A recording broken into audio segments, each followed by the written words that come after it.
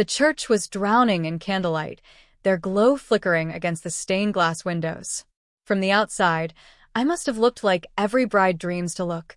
Ivory silk cascading down my body, veil draped in a perfect shimmer, bouquet of white roses trembling just slightly in my hands. But inside, my chest burned with a truth I carried alone, heavy and poisonous. A truth that had hollowed me out the night before, when the last pieces of my innocence snapped.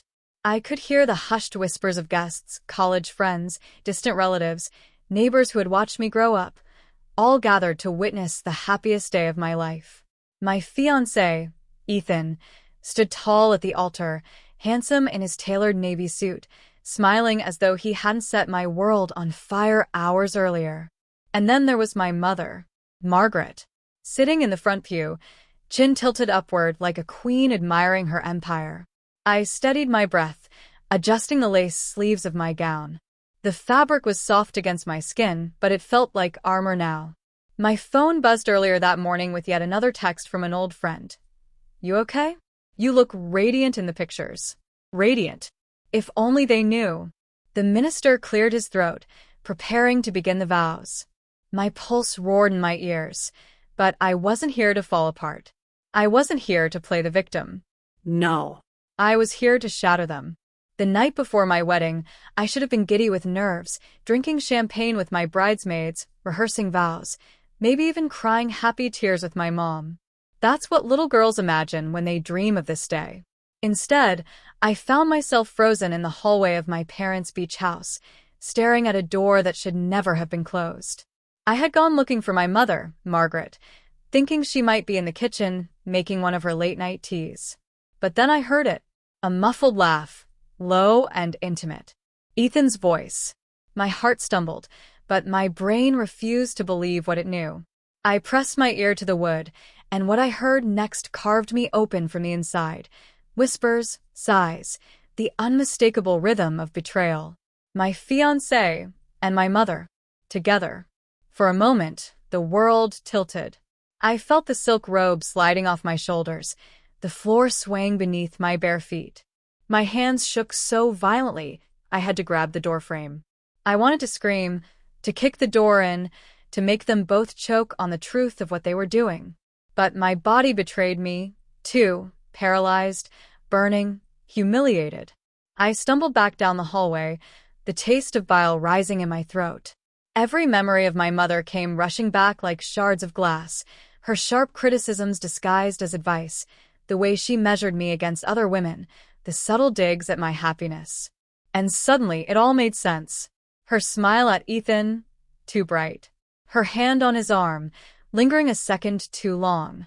Her constant warnings that men always leave, as if she wanted to prove herself right. By the time I collapsed onto the edge of my bed, I couldn't breathe. I pressed a pillow against my mouth and screamed into it until my throat ached. The engagement ring on my finger felt like a shackle. The tears came hot and endless, blurring everything until I could no longer tell if I was mourning the loss of a man or the final betrayal of the woman who had given me life. But somewhere between those gasps for air, a decision crystallized. I would not call off the wedding. I would not grant them the luxury of secrecy, of carrying on while I disappeared quietly into shame. No, they would stand in front of everyone, family, friends, neighbors, and I would tell the world what they had done. I would not lose. They would. The betrayal should have broken me. And maybe for a few hours that night it did. I lay awake, staring at the ceiling as the waves crashed against the shore outside, wondering how I'd ever face the morning sun again. But as dawn crept across the horizon, painting my room in shades of gold, something inside me shifted. Because the truth is, Margaret had been testing me my entire life. When I was 13, I entered a writing competition at school. I poured my whole heart into those pages, scribbling until my fingers ached. The day I showed her, glowing with pride, she skimmed 2 paragraphs and shrugged. "It's fine. Don't get your hopes up. You'll just be disappointed." I still remember the sting of those words, the way I folded my notebook shut like it was something shameful. When I was 17, I begged her to let me apply to Columbia, desperate to escape our small Virginia town. She laughed, called me naive, and said, "You think you're Ivy League material? Be realistic, Claire." But I applied anyway. And when the acceptance letter came, I wept alone in the bathroom, because I knew she'd never celebrate me the way I longed for her to.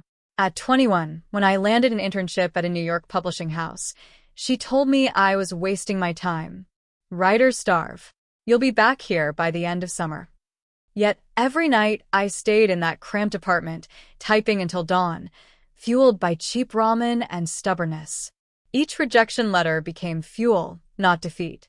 And one day, an editor, Madeline Hayes, a woman with streaks of silver in her hair and fire in her voice, looked me in the eyes and said, "You've got something. Don't let anyone, not even your mother, convince you otherwise."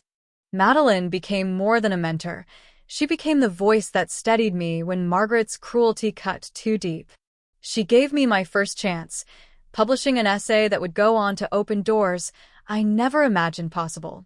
She also gave me a gift I never parted with, a fountain pen, heavy and sleek, engraved with my initials. "Your words will always matter more than their approval," she told me. That pen sits in my clutch now, tucked between tissues and lip gloss. It's more than metal and ink. It's a reminder that I am not my mother's shadow. I am not Ethan's accessory. I am my own. I kept much of my success hidden from Margaret. When I bought my first car outright, I told her it was leased. When my essays started paying enough to cover rent in a Manhattan apartment, I let her believe I still had roommates. And when my book hit the bestseller list, I said nothing at all. Because I knew, if she couldn't claim my victory as her own, she would try to tear it down. So when I discovered her betrayal with Ethan, I realized something important. I had already been surviving her poison for years. This wasn't the first time she tried to cut me down. It was just the first time she overplayed her hand. And now, for once, I held all the power. The church bells had finished their toll, leaving only the rustle of gowns, the faint coughs, the shifting of bodies on polished pews. All eyes were on me as I walked slowly down the aisle. Every step in those satin heels echoed against the marble, steady and deliberate, though my heart was thundering like a war drum. Ethan stood at the altar, tall and composed, that boyish grin stretched across his face like he was about to win the prize of a lifetime. Margaret, my mother, sat primly in the front row, a pale blue dress hugging her figure, pearls strung around her neck. She looked regal, radiant, like the queen she always imagined herself to be.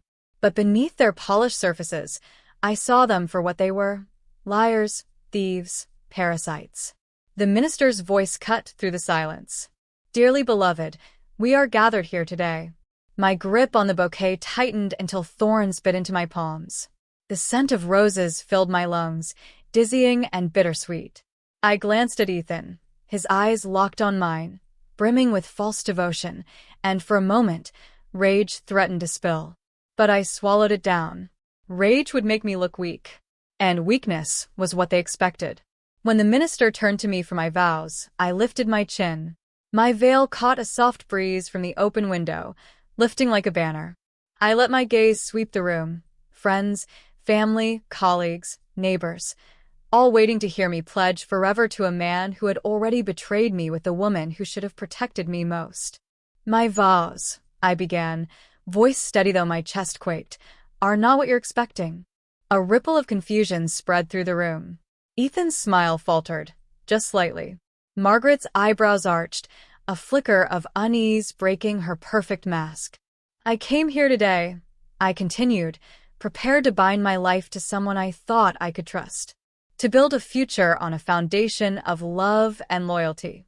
But last night, I learned the truth. A hush fell so sharp it was almost painful. "Somewhere in the back," a guest gasped.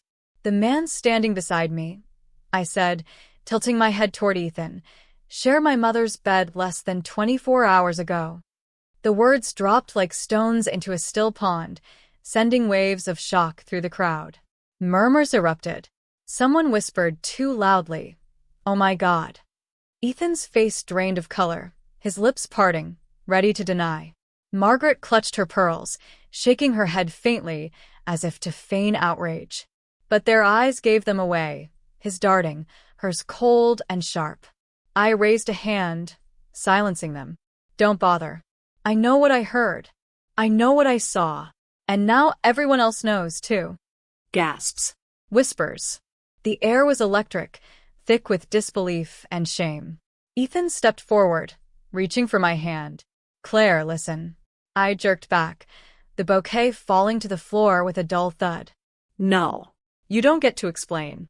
You don't get to spin this into some mistake. What you both did was a choice. A choice to betray me. A choice to strip away everything this day was supposed to mean. My voice wavered for a fraction of a second, then steadied with steel. But here's the thing. You didn't break me. You freed me. The silence that followed was deafening. Every pair of eyes was on me, wide and unblinking. I will not marry you, Ethan. I will not honor you, Mother. What I will do is honor myself, my future, my worth. I walked into this church as your victim, but I'm walking out as something else entirely, untouchable. I slipped the ring from my finger, placed it gently on the altar, and straightened my veil. With deliberate grace, I turned from Ethan and Margaret and faced the congregation. Thank you for coming, I said softly, but every word carried. Today isn't a wedding. It's a funeral. And what's being buried here is the last piece of me that ever needed their approval. And with that, I stepped down the aisle, not as a bride abandoned, but as a woman reborn. The hours after the ceremony felt like living inside a thunderstorm. Guests shuffled out of the church in stunned silence, whispers trailing behind them like smoke. Some wouldn't meet my eyes. Others touched my arm softly, murmuring words of support. But all of them knew they had just witnessed something unforgettable. By the time I returned to my apartment in Manhattan that night, the storm followed me. My phone buzzed endlessly, calls from relatives, texts from friends, emails from journalists who had somehow already caught wind of the story. I let them pile up, unanswered. I poured myself a glass of wine, slipped off the gown, and sat cross-legged on the couch, staring at the city lights glittering outside my window. It didn't take long for Ethan to show up. He pounded on the door, shouting my name like the building might collapse if I didn't let him in. Against my better judgment, I opened it. His face was pale, hair a mess, tie gone, eyes frantic. Claire, please, he begged, stepping inside. I was drunk. I was confused. It didn't mean anything. Stop. My voice cut sharper than I intended. I crossed my arms, standing tall in nothing more than a silk slip, but I felt armored by the truth.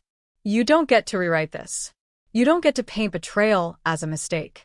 You destroyed everything, Ethan. And not just with anyone, with my mother. His mouth opened, closed.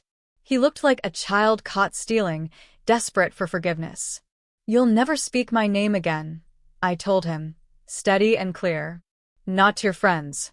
Not to the press. Not to anyone. Whatever you do with your life from here, you do it without dragging me into it. Do you understand? He swallowed hard, nodding. Later, Margaret came. She didn't knock. She used the spare key I had forgotten to take back. I found her standing in my living room, pearls still around her throat, mascara smudged beneath her eyes. You've humiliated me, she hissed. Do you realize what you've done? I almost laughed. What I've done? I stepped closer, voice low but pulsing with fire. You slept with my fiancé, the night before my wedding. And you want to talk about humiliation? She flinched, but her pride held firm. I made a mistake. No, Mother, I said evenly. You revealed yourself. And here's what you need to understand. Your reign over me is over. I don't need your approval, your advice, or your presence. If you want any place in my life moving forward, you will get therapy. You will face your emptiness instead of feeding off mine. And you will never again interfere with who I love or how I live. Her lips parted in shock. For once, she had no words. I reached for the engraved fountain pen on my coffee table and held it in my palm. This, I said softly, is the only inheritance I need. My words, my future, my strength. Everything else, yours, his, the past, you can keep. She stared at me, trembling, then turned and left without another word. For the first time in my life, Margaret walked out on my terms. Weeks passed. The scandal swirled in town like wildfire, but I stayed quiet. Let them gossip. Let them speculate. Silence, I realized, was its own kind of power. I focused on my work. The book tour that had been scheduled quietly for fall suddenly gained momentum. Audiences larger, questions sharper. Readers told me my words gave them courage, that my essays on resilience felt like lifelines. They didn't know how closely those essays mirrored my own truth, how they had been born from years of surviving Margaret's coldness. At night, when the city quieted and the glow of the skyline spilled across my apartment, I would sit with my fountain pen, writing in leather-bound journals. Sometimes I wrote letters to Ethan I never sent. Sometimes I wrote memories of Margaret, not to relive the hurt, but to release it. Each word felt like a stitch closing an old wound. I saw changes, too. Ethan disappeared into the background, too ashamed to resurface. Margaret, I later learned, had begun therapy. It wasn't for me. It never would be, but for the first time in her life, she faced herself without a mask. And that was enough. As for me, I no longer needed their apologies, their validation, or their presence. I had something better, freedom. Freedom to love again someday, without fear. Freedom to stand on stages and tell my story in my own voice. Freedom to redefine family as the people who truly chose me. One evening, I walked along the Hudson River, breeze tugging at my hair, the city humming around me. I carried the fountain pen in my pocket. I pulled it out, ran my thumb over the initials engraved in its body, and remembered Madeline's words. Your words will always matter more than their approval. She had been right. I stopped by the railing, gazed out at the water catching the last streaks of sunset, and felt a peace I hadn't known in years. For so long, I had been my mother's daughter, Ethan's fiancé, the girl everyone thought would play by the rules. But now I was simply Claire. And that was enough. I whispered the words aloud, like a vow to myself, letting the wind carry them away. I am not broken. I am free. And for the first time, I truly believed it.